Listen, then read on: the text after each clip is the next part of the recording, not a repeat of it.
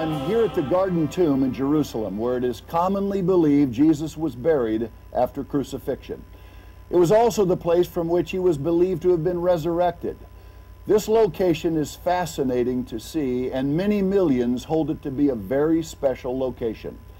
But what is the truth of Christ's crucifixion and resurrection? Almost none know. The Good Friday Easter Sunday tradition is among the most popular in the Christian world.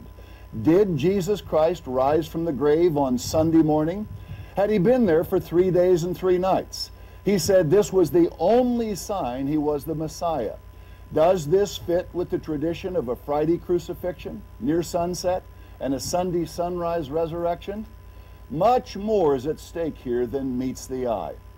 Since no one saw Jesus rise, we must examine the only available authority on this miraculous event, the Bible. While most accept popular traditions without proof, including everything Easter, true followers of Jesus want to know what he says. What proof did Christ offer that he was the Messiah? The Pharisees challenged him on this point, and he answered, "An evil and adulterous generation seeks after a sign, and there shall no sign be given to it, but the sign of the prophet Jonah.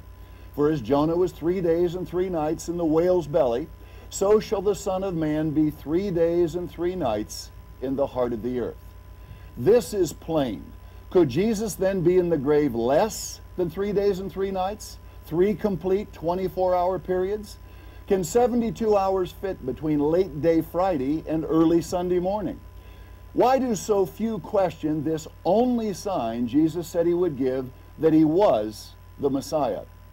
Could he have been wrong on this single proof and still have been the Messiah? Consider what is at stake in Jesus' statement. If he failed his only sign, then he is not our Savior, and nothing he said can be trusted. In effect, if his prophecy did not come to pass as he foretold exactly, then he must be considered a false prophet, a fraud who should be ignored, meaning mankind has no Savior. Do not confuse the resurrection itself with the question of how long Jesus would be in the grave before rising. This length of time was the test of his sign, not the actual resurrection. Get this. While it is embarrassing to watch so-called Bible experts try to explain away Jesus' obvious meaning, they really have no choice. Think. If his sign remains intact, the Good Friday Easter Sunday tradition would be exposed as groundless and therefore false. Many Bible commentaries leave one nearly breathless in astonishment in how they assert that 3 days and 3 nights in the Greek language can mean 3 periods of time, day or night. Friday night, Saturday day, and Saturday night are supposedly these 3 periods. At least some are honest enough to acknowledge the Friday-Sunday tradition is, in fact, only half the length of time, 36 hours, Jesus said he would be in the grave. Can we know for certain, or must we speculate on the definition of a day or the meaning of a night? Does the Bible leave this open to interpretation, with one man's opinion as good as another? The book of Jonah records, "And Jonah was in the belly of the fish 3 days and 3 nights. Most scholars acknowledge that this Hebrew phrase must mean a 72-hour period. In short, there is no room for any approximations of time theories in the Hebrew. Jesus said his time in the grave would be as Jonah. As means comparison. In other words, just like Jonah was in the fish for 3 entire days, Jesus was to be in the grave for 3 entire days. This comparison prohibits negotiating the meaning of the Greek, as many do, since the Hebrew phrase can only mean 3 full days. Let's ask, did Jesus understand the length of a day or the length of a night? Of course he did. Notice his question. Are there not 12 hours in the day? In several places, the Bible mentions Jesus rose the third day. How long was this? The first half of the Genesis 1 creation chapter plainly states God divided the light from darkness, and God called the light day, and the darkness he called night. And the evening, that's darkness, and the morning, that's light, were the first day. And the evening, darkness, and the morning, light, were the second day. And the evening, now 3 periods of darkness, 3 nights, and the morning, now 3 periods of light, 3 days, were the third day. This is the Bible's definition of the length of time accounted for within the phrases the third day and 3 days and 3 nights. It spanned 3 periods of darkness and 3 of light.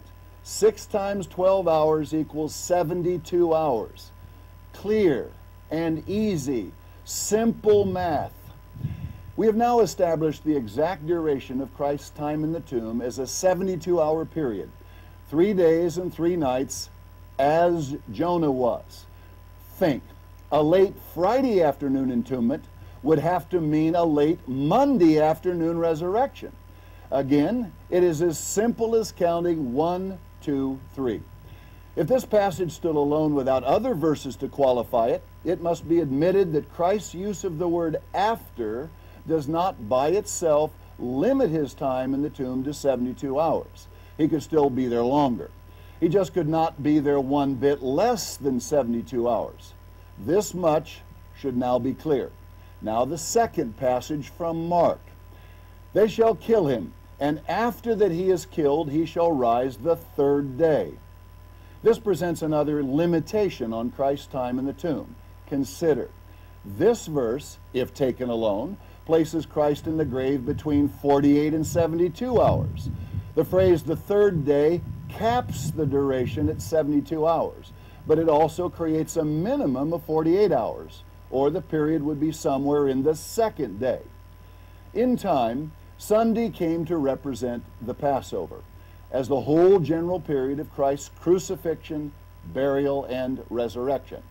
However, since no one could accept condensing events of 3 days and 3 nights into just one day, Passover is one day, the idea of a Friday crucifixion was born. The effort to change the day of the resurrection to Sunday was in fact a continuation of a Babylonian tradition that Nimrod, father of the Babylonian mystery religion, was resurrected on a Sunday. By AD 321, Roman Emperor Constantine established Sunday worship as part of the official state religion, thus legitimizing the various traditions attached to that day. Jesus' crucifixion occurred on Passover afternoon, the 14th of Abib, which is the first month in God's sacred calendar. This occurred in the year AD 31, in which Passover fell on a Wednesday.